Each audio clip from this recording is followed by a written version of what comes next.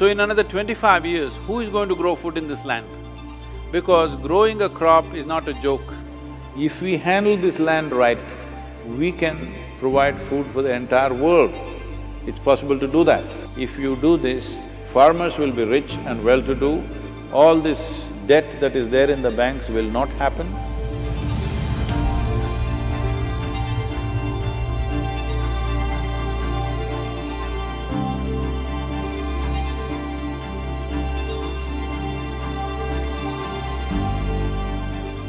One of the greatest achievements in this country, we have built businesses, we have built industries, we are going to the Mars, all this is wonderful, but the greatest achievement in this country is our poor illiterate farmer with little infrastructure, almost no technology, just with traditional knowledge, he is able to produce food for 1 billion people. This is the greatest achievement.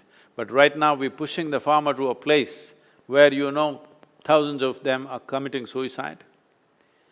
If you want, you go about and ask, how many of the farmers want their children to go into farming? You will see it's less than 15%. So in another 25 years, who is going to grow food in this land? Because growing a crop is not a joke. Tomorrow morning, you can't go to the field and grow a crop. There is a traditional knowledge which is so valuable because of a long history of agriculture in this country. It is in the DNA of the farmer that he knows how to take a crop out of soil.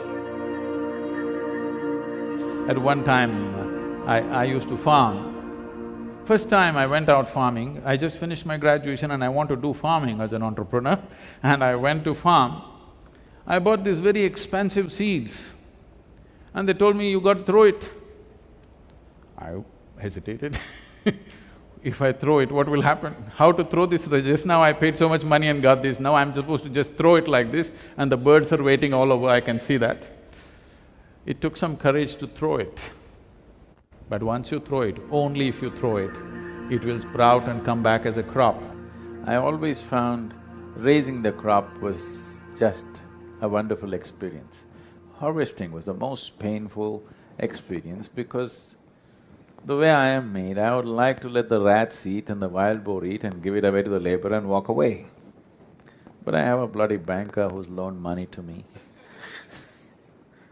I have to pay back and the other issues So, I always found harvesting is the most bitter experience for me. I loved the crops growing up. Many times,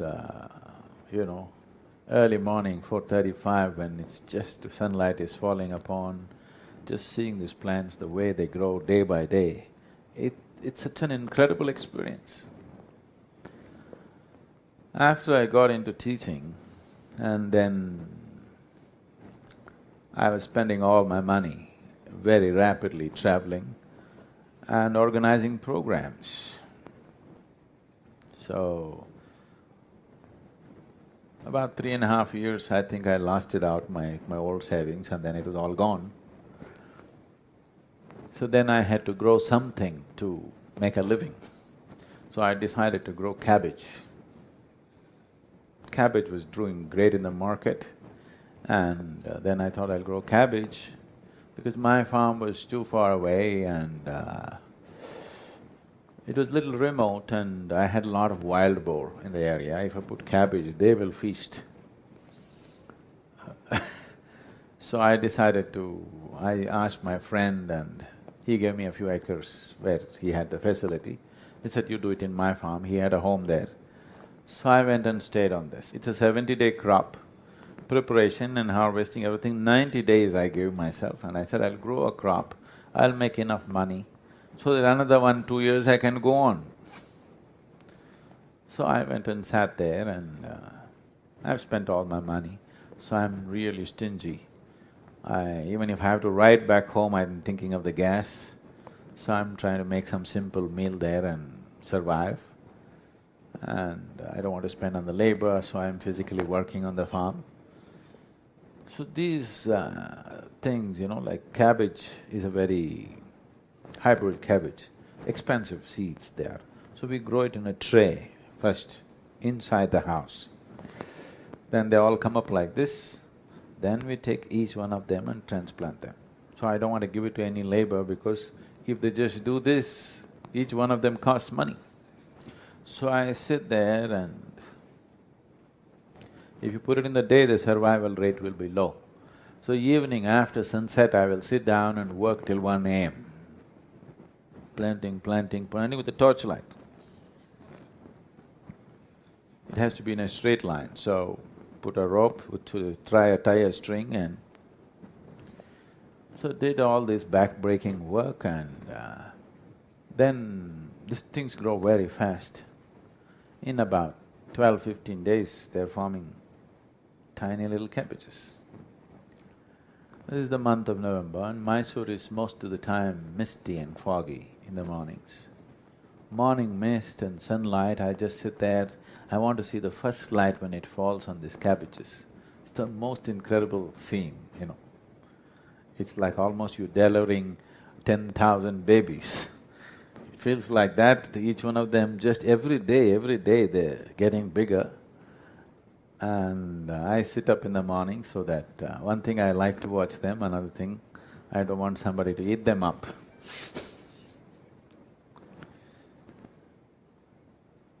So I had such an incredible experience growing them.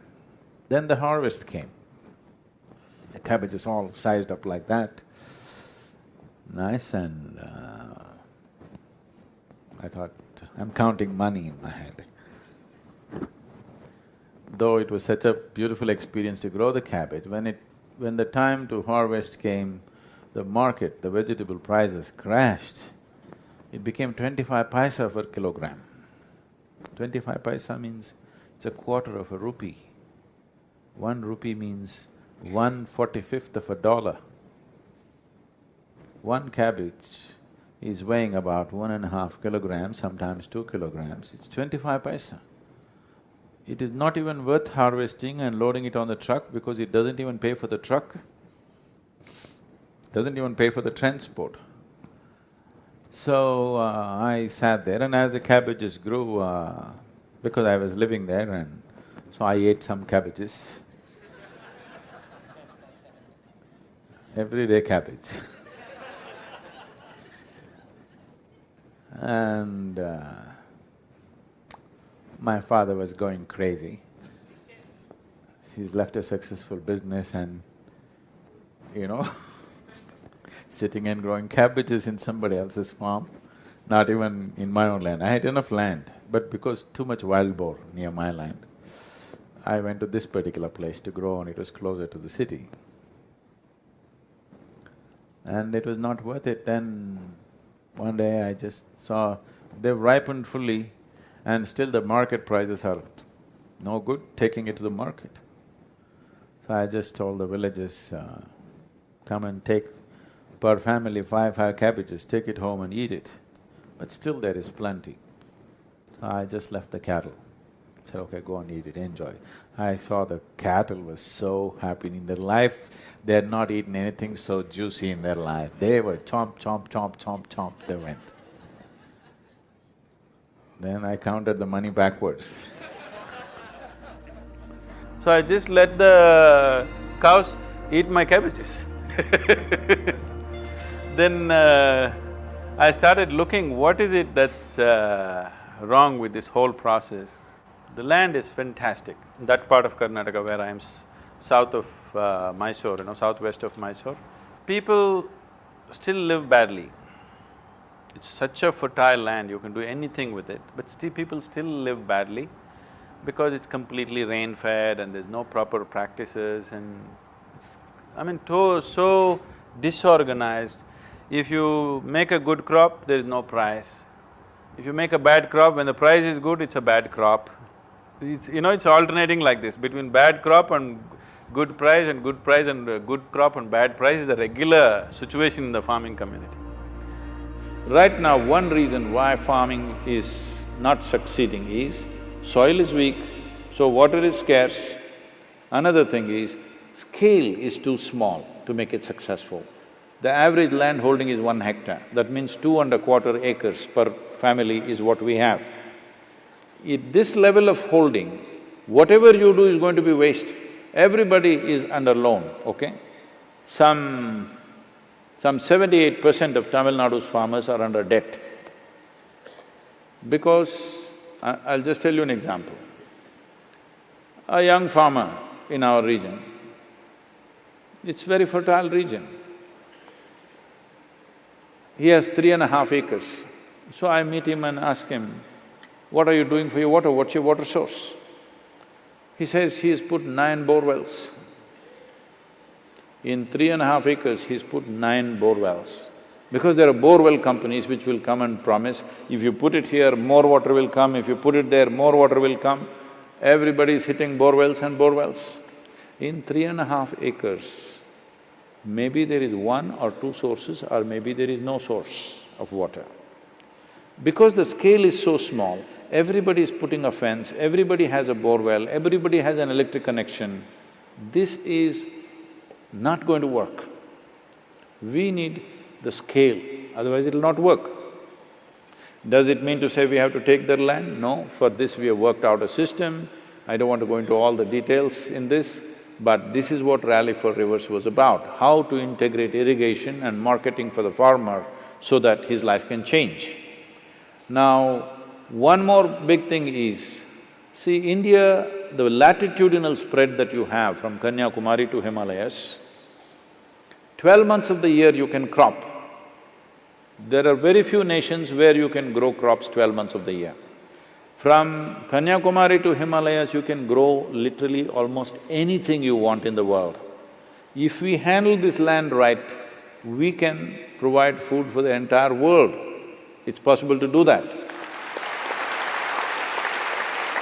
And this is the only nation where 65 to 70% of the population knows how to do this magic of transforming mud into food. It is not a small thing. We could use that knowledge, we could use that capability, or we could make them destitute and come to cities and live in slums without any dignity, without any life to live, without any productivity, getting into crime or other kinds of things because they have no other option. So this needs to be addressed. So one of the things is, we have converted literally over 69,670 farmers in Tamil Nadu from regular farming to what is called as agroforestry. Their incomes have gone up 5 to 10 times in a matter of 8 to 10 years. This is what we are calling as the Kaveri calling for the Kaveri belt… Kaveri basin area, because if you do this, we want to convert 1/3 of the Kaveri basin into agroforestry. If you do this, the 46% depletion that's happened in the river waters will come back. River will flow once again, farmers will be rich and well-to-do, all this debt that is there in the banks will not happen because farmer will be rich by his own resource. I want all of you who are here today, if you're a concerned citizen of this country, in some way please participate in Kaveri calling. So right now, to assist the farmer to shift to agroforestry, there are a few things to happen. One thing is the saplings, large-scale development of saplings. We are looking at, in 12 years, to plant 242 crore trees, that is 2.42 billion trees. This is not like we are going to go and physically plant everything. This will be done on farmers' land by them, but we have to support it. So, we have about 32 nurseries spread across Tamil Nadu. So, we have planted over 35 million trees in the last 18 years, all on our own steam. Now this needs to scale up big time, so we have clear-cut plans how to multiply this. Today there's tissue culture, we have all the technologies, everything, we've assimilated all these things properly. Now to act, we are looking at taking in all the aspects. It costs about 42 rupees per sapling, not a very big cost. So, you don't have to plant just one. This has to be done in a planned way, we must execute this, otherwise This nation is sitting on too many problems and too many possibilities also. But to convert problems into possibilities, every citizen has to stand up and do what needs to be done.